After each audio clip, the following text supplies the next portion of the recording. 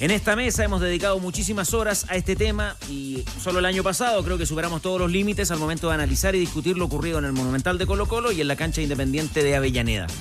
En lo que va de esta temporada, apenas 2 fechas de Primera División y algunos partidos de la Copa Chile, registramos amenazas de suspensión y el incendio en las galerías del Estadio Nacional, partidos sin público o aforo reducido, peleas entre barristas de Arica e Iquique, además de unas indignantes imágenes de aficionados de Rangers de Talca dando una paliza y tratando de desnudar a un hincha de Curicó en pleno estadio. ¿Qué hacemos? ¿Cómo poder interpretar de mejor manera toda esta violencia que tiene amenazado al fútbol? Bueno, para eso nos acompaña una persona que es parte de la academia, pero que también conoce el fútbol por dentro. Rodrigo Figueroa es profesor del Departamento de Sociología de la Universidad de Chile y además es técnico del primer equipo del fútbol femenino de Palestino. Rodrigo, bienvenido a los Tenores de ADN, gracias por acompañarnos. No, gracias a ustedes por la invitación, muy feliz de estar acá. Para conversar temas que son complicados y que nos ocupan mucho tiempo. Desde la sociología, tu mirada a lo que está ocurriendo.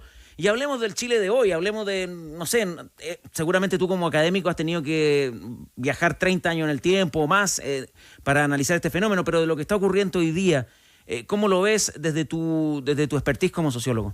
Bueno, yo creo que el fútbol está siendo trazado por elementos de violencia más general de la sociedad.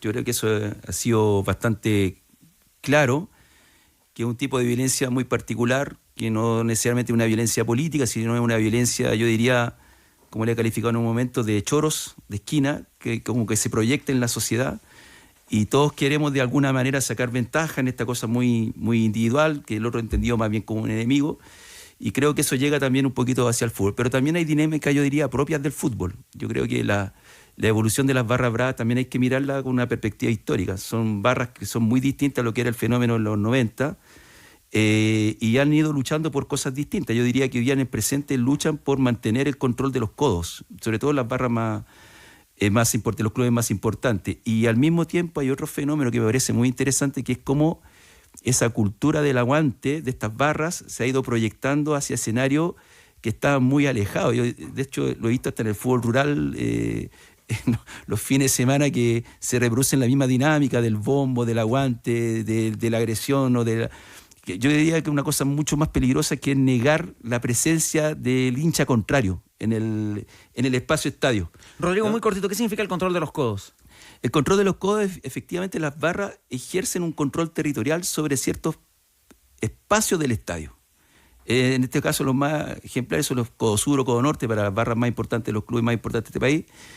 Y en ese control se producen muchas cosas, desde venta de droga, de situaciones políticas, control territorial de distintos piños, ¿ya? Y eso hoy día está en disputa porque evidentemente la modernización del fútbol implica que hoy el fútbol es un espectáculo que está gestionado por empresas privadas básicamente, y evidentemente que en el futuro de ese desarrollo el control de esos espacios también es un control importante desde el punto de vista de la dinámica de la gestión del espectáculo. Eso es lo que hoy día está en disputa. Ya no es una cuestión puramente política. Pero perdón, Cristian, pero eso tiene un punto de vista no solamente de, digamos, como los animales, orinar el lugar, sino también de es algo económico en el fondo. Totalmente. Hay una economía detrás de esto. El control de un codo significa, desde el punto de vista del comercio de droga, por ejemplo, algo muy importante, ¿no? También desde el punto de vista del control territorial de ciertas prácticas económicas que tenían las barras bravas, entrada o posicionamiento, o también elementos simbólicos. Hay una economía simbólica acá también muy importante que tiene que ver con los paños. Bueno, lo que vemos cuando hay agresiones por quitadas de paños y ese tipo de cosas, ahí hay una economía del prestigio. No es una economía material, pero es más bien simbólica, de poder, y eso yo diría que también es un elemento muy importante que está en esos espacios. La pregunta es cómo se resuelve esa situación, porque el fútbol profesional chileno de alguna manera también está en una encrucijada, porque vivimos momentos muy importantes, hay discusión legislativa, hay resultados deportivos que no son buenos, ¿ya? Hay una dinámica, yo diría, organizacional que está llegando a su límite, que fue lo que emerge entre el 2005 y el 2007 con la privatización. De hecho, el fútbol es el último lugar que se privatiza en la sociedad chilena desde la dictadura, ¿ya? Y ese proceso, esa dinámica hoy día está llegando a su fin, ¿ya? Yo creo que la exigencia propia del medio exige organizaciones más profesionales, ¿no? En todo sentido. Y ese proceso hoy día también está en cuestión, ¿ya? Y yo diría lo otro también, que es muy importante. Quienes lideran este proceso también de alguna manera están cuestionados porque y también tienen un perfil muy particular, ¿ya? Yo escucho mucho este programa y casi siempre se hace alusión a lo que eran las organizaciones de la década del 80, pero los grandes líderes deportivos de los clubes deportivos de los 80 eran empresarios que venían del mundo industrial. Hoy día los grandes líderes empresariales que están en el mundo del fútbol vienen del mundo financiero. Y es otra cultura, es otra forma de ver el ejercicio de la vida económica. El industrial lo ve a mediano y largo plazo. El financiero lo ve en el corto plazo y quiere de alguna manera sacar una ganancia rápidamente y tampoco tiene una perspectiva, yo diría, de mediano o de futuro que le implique, por ejemplo, preocupaciones con el proceso formativo, con el desarrollo a mediano y largo plazo de la gestión del espectáculo, con la construcción de estadios, etcétera, ¿no? Entonces, allí hay varios temas que se cruzan para poder entender lo que está pasando hoy día. ¿Cómo podemos hablar, Rodrigo, desde esas señales o hasta de los liderazgos también que tú mencionas cuando haces un diagnóstico, un análisis respecto de cancelar al otro, al rival, al equipo rival, ¿no? Y la respuesta de la autoridad futbolística es juguemos sin visita. O sea, la respuesta es darle la razón al que cancela, ¿no? Para mí el fútbol se tiene que jugar con visitantes, lo he dicho siempre. Para mí el fútbol sin hincha visitante, aunque sea un grupo pequeño, es otra cosa, no es fútbol, pero eso es quizás otro debate. Pero sí me parece pertinente esto, porque es jugar sin visita, aforo reducido, jugar sin público. O sea, tú estás castigando, digamos, los espacios, ¿no? ¿Cómo lo unimos en esa reflexión? De que la autoridad, por lo menos en esto, te dice, sí, pues hay que jugar sin público visitante. Bueno, yo creo que la respuesta está un poquito en lo que has dicho al final, la autoridad. Aquí hay un problema de autoridad. Y creo que es un problema transversal también a la sociedad. En todos los espacios que de la sociedad tenemos problemas con la autoridad. El que no se pueda jugar con público visitante no solamente tiene que ver con la gestión del propio club. No, seguramente. Tiene que ver con la gestión de todos aquellos estamentos que definen una programación y la forma en que se define un espectáculo deportivo como es el fútbol profesional. Ustedes lo mencionaron hace un par de días atrás. Se generó un espectáculo, un mega espectáculo con un cantante internacional en Concepción, pero no se pudo generar un partido de fútbol, por lo menos con hincha del público local. Entonces, allí hay un tema que la autoridad en este espacio particular, que es el mundo del fútbol, pareciera ser que tiene una cierta debilidad, ¿ya? Que no tienen otro espacio. Que no tienen otro espacio y que esa debilidad es muy parecida, alguna vez lo hemos conversado, con la debilidad que ocurre, por ejemplo, en los centros educacionales, que tiene ciertas similitudes. Tiene que ver con la existencia de grupos violentos y ante la existencia de los grupos violentos en realidad no se ejerce una autoridad con relación a los grupos violentos y terminamos pagando todo lo que de alguna manera queremos estudiar o queremos asistir al estadio. ¿Ya? Entonces allí hay un problema de fondo que es cómo entender la relación con estos grupos. Yo creo que eso no ha sido no se ha resuelto eso, no lo pudo resolver Estadio Seguro y tampoco este gobierno. Rodrigo, y en esa misma línea, en algún momento cuando conversábamos en el estadio, tú nos decías que hoy día la conformación, hablaba de lo que está en discusión en las barras bravas, es el tema territorial. Y tú hablabas de que había una composición de las barras bravas que era distinta, que había dos grandes grupos. Un grupo que era, y lo que mencionó el otro día el ministro de Seguridad, Luis Cordero, hay grupos que son soldados de los narcos, pero que también había un grupo que forman parte de sectores anarquistas de ultraizquierda, antisistema, que tú me lo graficaste alguna vez como esa gente esos muchachos que van a las marchas y que son los que cierran las marchas y dejan la escoba en las marchas, sea la marcha que sea, y que son muy violentos en ambos casos, pero hay unos que tienen armas y que en el fondo lo que está en discusión y lo que se está peleando es quién controla eso.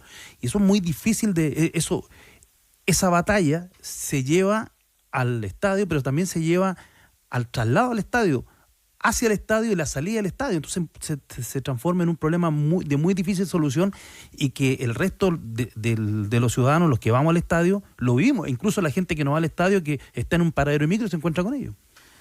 Bueno, las barras tienen dinámicas internas muy interesantes. Me encontré hace un tiempo atrás con una defensa de tesis muy brillante de un estudiante que prácticamente convivió con grupos de barristas no asociado al narcotráfico o al crimen organizado, sino más bien a las dimensiones más bien sociopolíticas. Y es muy interesante porque los espacios de barras bravas fueron también espacios para cobijar prácticas políticas que fueron siendo desplazadas de la política tradicional de los jóvenes de izquierda, en realidad, ¿no? Esto ocurrió en los 90, en los 2000, y se fueron consolidando a partir de asociar ciertas formas culturales y organizacionales anteriores de las barras bravas como proyección también de fenómenos políticos, ¿ya? Esto fue lo que se vio en el estallido social. Era alrededor del monumento a Baquedano, existía una cantidad impresionante de gente con carteles individuales pidiendo, manifestando demanda, y en el centro en el monumento estaban las barras bravas, ¿ya? Que en realidad era lo único grupo organizado de manera colectiva que estaban en ese momento en ese lugar, ¿ya? Y esos grupos, si bien no tienen una poder absoluto sobre este proceso, yo diría son muy importantes porque definen un relato, ¿ya? Un relato que tiene símbolo, que tiene territorio, que pasa, por ejemplo, en Pudahuel cada cierto tiempo del año. Bueno, hace poco hubieron una celebración a partir de la muerte de un barrista de Colo-Colo, y hay una relación con la política, ¿ya? Y esos grupos tienen una forma de entender el barrismo que es distinta a los grupos que están asociados, yo diría, al crimen organizado. Esa tensión en algún momento debiese manifestarse como un conflicto, y seguramente se está viviendo en algunos sectores poblacionales, pero debiese trasladarse en algún momento al estadio, ¿ya? Ahora, el desafío que tenemos para entender este proceso es cómo va a evolucionar esto en el tiempo. Y en ese sentido, me parece que lo que no está muy claro es cuáles son las relaciones que hoy día tienen las barras bravas con los clubes. Hasta hace un tiempo la teníamos relativamente clara, se sabía que había entregas de entrada, entrega de claro, espacio. Porque hoy no hay vocerías, claro. No hay una cara visible de las barras. Exactamente, tú lo has dicho con toda claridad. Antes habían líderes, ¿no? Hoy día esto es más horizontal, ¿no? Hay una fragmentación, ya más difícil de controlar, es más difícil de gestionar, ya, y también es como un poquito lo que pasó en el Estadio Monumental el día que hubo el problema con las 2 muertes de los barristas. Uno no puede decir que lo que pasó después, evidentemente, con la quiebra de los vidrios, por lo menos de mi perspectiva, que era algo organizado, ¿no? Es simplemente una espontaneidad de grupos que rompen, se sacan una foto, salen y terminó su actuación, pero dejó una secuela gigantesca dentro de la organización. Alguien que estuvo ahí ese día nos decía, cuidado porque se van a enterar de lo que ocurrió en el entretiempo. Y algo van a hacer en el segundo tiempo, como dices tú, recién ahí, en la toma de decisiones. Hay un fenómeno que nos corresponde, y me detuve cuando hablaste del concepto de esa economía de poder, cuando uno habla del secuestro de la micro para llegar al estadio, cuando habla del robo de las camisetas, de lo que significa robar un lienzo o un paño, y que a la vez va graficado casi como una guinda de la torta, cuando a la Católica, a los barristas de la Católica, le robaron un camión completo con los artículos de animación. O sea, todas esas cosas que pasan en el entorno o en la llegada al estadio. Bueno, Alejandro Dolina, sí, claro, él habla en algún momento, hombre de radio, en un diálogo con Secheri, sobre la pasión enferma. Y la pasión enferma, la pasión es un motor, ¿no? Pero cuando hay una enfermedad respecto de la pasión, implica que estas baratijas, que podríamos decir que es un lienzo, adquieren un grado de poder simbólico tan importante que tú eres capaz de matar a alguien por un símbolo de un club. ¿Cómo llegamos ahí? Es la pregunta que tenemos que responder como sociedad. Y creo que eso tiene que ver con que no entendemos la cultura, no tenemos una cultura deportiva que permita mitigar estas pasiones exageradas. Que la cancha sea sagrada. Por ejemplo, y esto no es un fenómeno natural, no es que, sino que son procesos sociohistóricos. En la década del 60 el clásico era el clásico universitario y tenía estas 2 grandes representaciones simbólico-culturales previo al partido, que eran los momentos en que cada una de las universidades presentaba su proyecto de sociedad. Claro, el proyecto manera laico, de ver la sociedad distinto. El proyecto laico y el proyecto modernizante católico. Claro, ¿no? la República de un modo distinto. La República. Hoy ese proceso ya no lo puede sostener la cancha, el estadio, ¿no? Porque la sociedad generó tales grados de violencia no mediadas por normas, no mediadas por organizaciones, ¿no? Sino que muy individual, que termina en esta agresividad extrema, donde lo único es referencia son estos símbolos. Conversamos en Los Tenores con Rodrigo Figueroa, es entrenador de fútbol y además es sociólogo. Rodrigo, los minutos que nos quedan, ¿fue un error, fue demasiado ingenuo lo del barrismo social? Y la segunda pregunta, viene un nuevo gobierno, ¿crees que puedan tomar mayor fuerza los piños antifascistas en las barras del fútbol chileno? Es que yo creo que la definición barrismo social tiene que ver cómo el observador de esto toma una posición frente al barrismo, ¿ya? Y creo que ahí se pecó de romanticismo, ¿ya? Sobre todo, yo creo que es una lectura que no solamente afectó a cómo entendemos estos procesos, sino cómo se entendió el estallido social, ¿no? Que los días posteriores al estallido social prácticamente se entendió por una parte de la sociedad como una transformación radical desde la izquierda, y en realidad no terminó siendo así, al contrario, terminó siendo yo por lo menos tengo una perspectiva más bien conservadora, ¿no? Terminamos en la antítesis de lo que era esa versión. Y pasó lo mismo, ¿no? Y nos dimos cuenta, yo creo que quienes observamos esto desde un punto de vista más analítico, menos romántico, que el día en que se quiso reiniciar el fútbol, los mismos barristas que estaban en Plaza Italia o Plaza Dignidad se trasladaron al Estadio de la Florida y terminaron por cancelar al fútbol, ¿ya? Yo lo defino así. Cancelaron al fútbol y ese cancelamiento ha durado hasta el día de hoy prácticamente. Sobre la segunda parte de la pregunta, lo que pueda pasar con Kast y las barras. Bueno, yo creo que ahí hay una gran pregunta, ¿no? El gobierno de Piñera no tuvo una buena entrada con esto. No me acuerdo el nombre de quien dirigió el Estadio Seguro, pero Cristian Barra.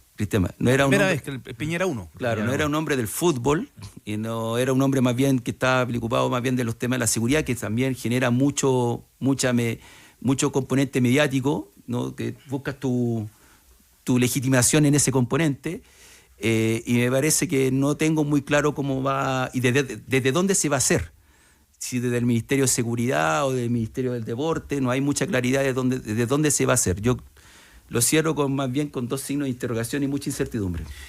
Rodrigo, tú como integrante de la comunidad académica de la Universidad de Chile, trabajas en Juan Gómez Millas, la declaración que entregó el otro día el Senado Universitario sobre la situación de Universidad de Chile, de Azul Azul, de su cara visible, Michael Clark, que es el presidente, aparece como el controlador, fue muy grave esa declaración del Senado Universitario. Es primera vez que, además, el Senado Universitario en su condición está casi obligando, no sé si obligando, pero sí le está poniendo una responsabilidad a la rectoría para que actúe en este caso e incluso se pueda ir a revisar el contrato. Sí, yo creo que aquí hay un tema de fondo que no se visibiliza y no se conversa mucho, porque es muy importante, pero la Universidad de Chile es un componente esencial de la República. Y en ese sentido, los símbolos de la universidad no es algo trivial.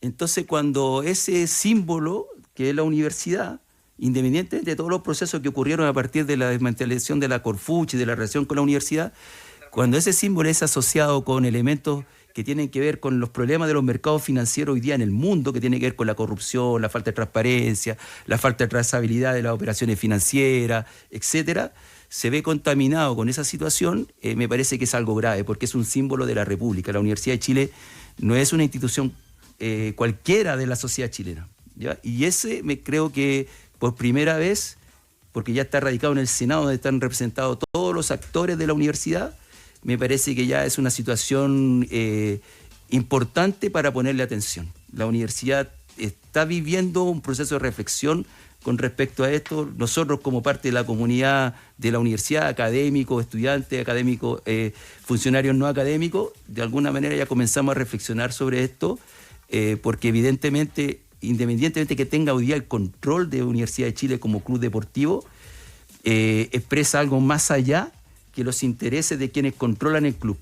son los intereses de una institución que es muy importante para la sociedad chilena. Hola tenores, mensajes que llegan al WhatsApp de ADN, excelente el invitado, el profe, un capo, algún libro que nos recomiende sobre las barras bravas, nos pregunta un oyente. Bueno, yo diría que el mejor libro que Fiebre en la grada. Claro. No hay otro libro que explique mejor ese, y yo recomiendo, lamentablemente está en inglés, no traducido, pero bueno, ahora con la inteligencia artificial es fácilmente. Hay un sociólogo inglés, Golviat, David Golviat, que tiene un libro que se llama El juego de la vida y que relata la transformación de la Premier League como organización, ¿ya? Y en ese sentido hay un capítulo muy, pero muy interesante sobre el tema de las barras bravas, que era un tema importante en la Premier.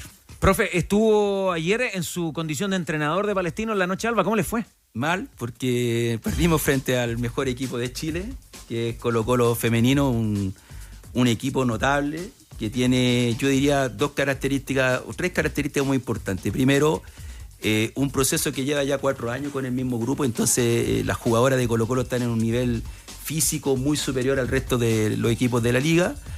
Segundo, porque la velocidad y la precisión técnica de las jugadoras de Colo-Colo es muy alta, mucha diferencia con relación a la liga.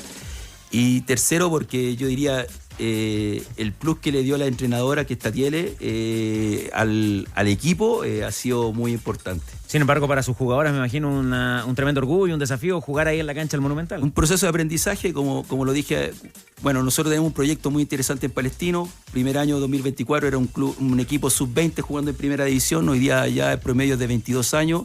Para nosotros fue maravilloso ayer jugar en el Monumental. Estuvimos a punto de marcar el 1-0 a favor nuestro, que hubiera sido importante, ir al segundo tiempo ganándole a Colo-Colo, hubiera sido maravilloso. Pero bueno, tenemos la próxima semana, pasó el aviso, tenemos un partido importante el 21 de enero a las 7:30 de la tarde.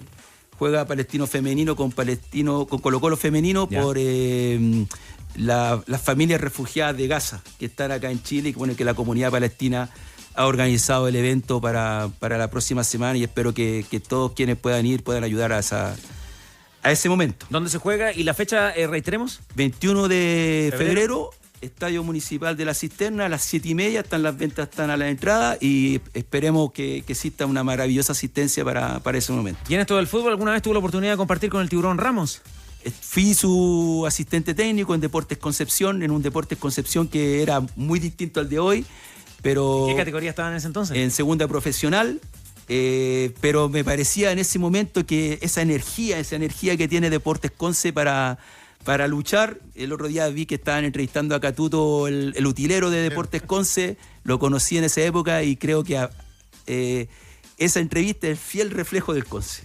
Rodrigo Figueroa, muchas gracias por esta visita, queda tema, quedan ganas de seguir conversando y ojalá que en algún momento, como usted... El mundo del fútbol joven. Claro, exactamente, el mundo del fútbol joven que también tiene tremenda experiencia, y ojalá que en algún momento podamos decir que el estadio vuelve a ser un espacio social, ¿no?, de convivencia. Lo que tú dijiste, sea un espacio social. El estadio es un tejido social. Es un tejido social porque conecta familia, historia, emociones, política, sociedad, economía, y ese estadio hoy día está cercenado, fragmentado, está minimizado, en no contar con visitas, en no contar con aforos completos.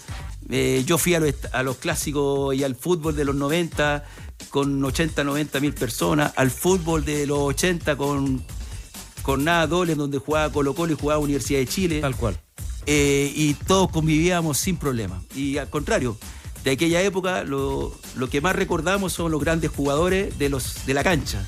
Hoy día lo que mayormente recordamos son los problemas. Desde la investigación y la reflexión que ustedes hacen en la Universidad de Chile, me imagino que toda la disposición a colaborar con las autoridades, ¿no?, políticas, del fútbol, la gente de Estadio Seguro. Por supuesto, ahí estamos siempre. La universidad tiene que tener un vínculo con el medio y extensión. ¿No los han llamado?